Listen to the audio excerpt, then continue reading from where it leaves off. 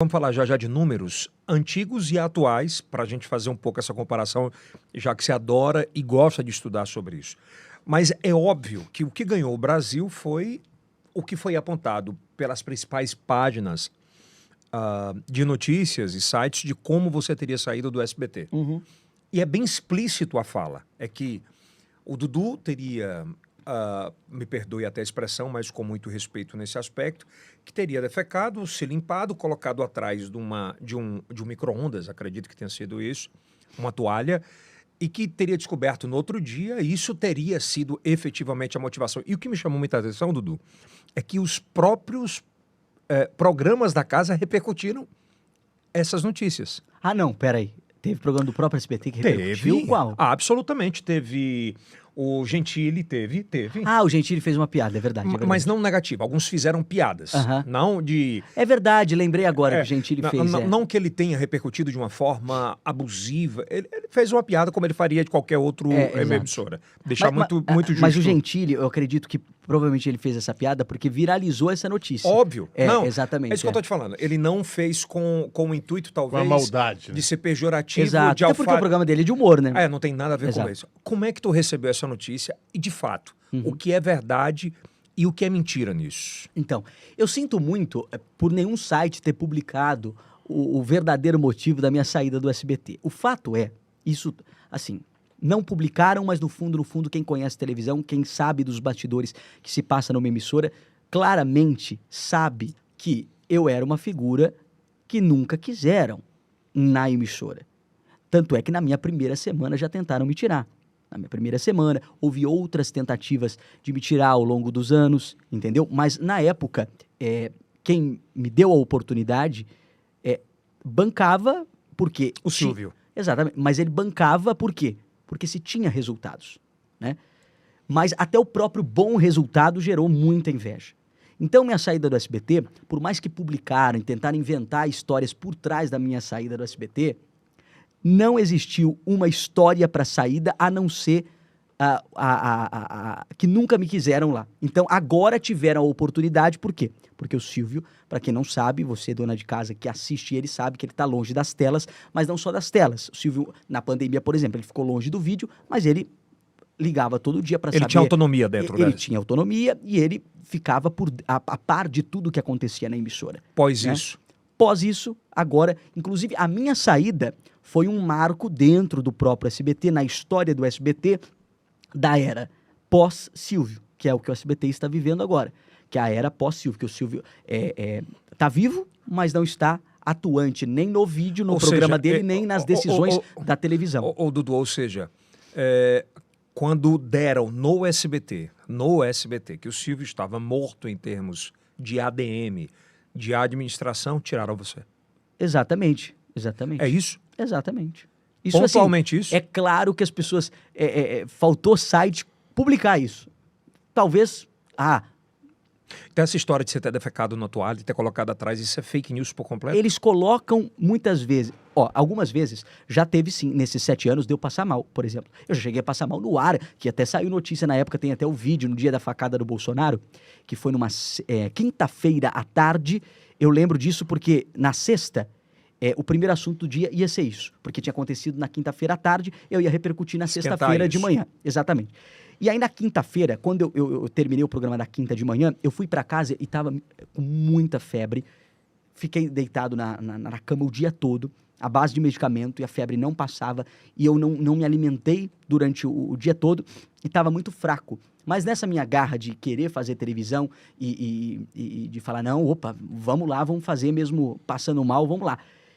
Eu lembro que na quinta-feira, quando eu fui para apresentar o jornal na sexta-feira, para repercutir lá a facada e tal, quando entrei no ar, antes de entrar no ar, eu já me sentei numa cadeira que eu estava muito fraco. Eu já estava pálido. E quando eu entrei no ar, para falar, eu tive que fazer força para falar, e de repente começou todos os objetos ficar longe assim de mim, deu uma sensação que eu ia ter um desmaio. E aí eu lembro que eles me cobriram com imagens, eu fiquei sem falar um tempo. Depois eles falaram no ponto, chama a repórter lá de frente do hospital que ela vai segurar. Aí eu Em chamei a televisão dá repórter. pra fazer isso. Exato. E aí ela segurou lá um tempo, ela foi segurando, falando. E assim, na época não tinha ninguém pra me substituir, porque o Marcão ainda não tinha chegado na emissora. E aí eles falaram, vai chamando o VT até o Marcão ficar pronto. Aí eu fui chamando um VT atrás do outro e deixei mais a repórter falar.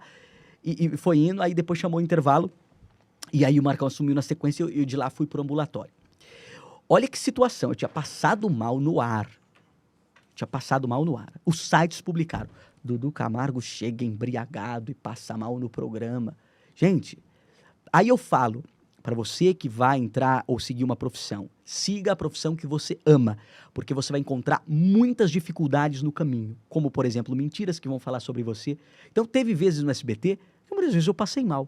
Mas nada, gente, os sites distorcem, colocam a história de uma forma que não acontece, Mas quem entendeu? é que dava essa informação, Dudu? Hã? Quem é que passava essa informação, cara? Então, aí que tá, né? Ou muitas vezes eu até falava, pô, é o colunista que não gosta, ou que tá com inveja, ou que tá falando mal. Mas, analisado friamente, e você me perguntando agora, atina dentro de mim a situação de que poderia alguém que não goste implementando tudo isso, sabe? Impulsionando. Ou cai naquela de suposição. Ah, ele passou mal, é um garoto jovem, então provavelmente passou mal porque estava bêbado, embriagado, algo do tipo. Nunca aconteceu. Em 7 anos, em 7 anos você teve lá. Qual foi a possibilidade que você chegou embriagado? 0, gente. 0. Zero de possibilidade. Eu sempre... Primeiro, que bebida alcoólica, não gosto. Quem me conhece sabe. Eu já tomei bebida alcoólica para experimentar. Você falar para mim, ó, tem um drink aqui novo e tal, ele é de caju, igual... Mas também não tem, se você quiser experimentar ou tomar... Não, realmente não tem, mas eu tô falando porque eu tô revelando até o meu lado íntimo disso. Então, muitas vezes eu fui injustiçado, sabe? Aquela madeira do Pânico, você acha que não deu uma atrapalhada nisso? Na colar da imagem? Sim, com toda certeza. Concorda? Sim, vem de uma imagem de um jovem meio doidão e tal, mas era a proposta do Pânico na época, mas acabou fazendo analogia na cabeça das pessoas. Tá aí, os sites fazem suposição daquilo que eles acabam vendo e que Por isso nem que eu tô te sempre é perguntando, verdade, né? O cara faz essa captura dessa imagem, que o cara se propõe a ir lá beber, e você disse que não bebeu, que foi toda uma encenação. Não, e assim, isso é prova. Eu depois segui para o ambulatório da SBT. Se tivesse alguma coisa, viria um diagnóstico da própria empresa, entendeu? Surgiu algum dia, por exemplo, que você tenha passado mal estomacalmente, que tenha sujado o ambiente que você estava, ou que você tenha passado um dia do outro? Isso inventa, porque... Eu só estou te perguntando para esclarecer definitivamente. Então, na verdade, o que acontece? Eles inventam muita coisa por cima de histórias que vão criando. Criando histórias das mais malucas. Eu me lembro de uma vez que falaram, olha, Dudu Camargo, após críticas, é visto chorando na redação. Isso lá no meu começo, quando eu fui muito criticado. Gente, mal sabiam que eu estava dando risada. Era feliz da vida, que eu estava saindo nas principais colunas que eu sempre li. Estava saindo, mesmo criticando, eu estava feliz da vida porque estava sendo repercutido, entendeu? E muita gente... Aí cai naquela de novo, o site supondo que ele está sendo muito criticado, ele deve estar triste, ele deve estar chorando, então vamos publicar isso. E tem muito. Então, sofre muita inverdade. Por isso que eu falo, a internet é um perigo hoje em dia. E olha, não vale mais aquele ditado, né? Que uma mentira contada 1000 vezes acaba se tornando uma verdade. Porque, por exemplo, um site, ele publica uma notícia mentirosa e o que acontece? Essa notícia... Os sites não querem saber se é verdade ou mentira. Um site importante publicou. O outro copia e cola, né? Aí, dali a pouco, tem 1000 sites. Então, quer dizer que aquela história, por mais que seja mentira, replicada 1000 vezes acaba se tornando uma verdade. Então, esse ditado, eu acho que na era atual, ele cai por terra.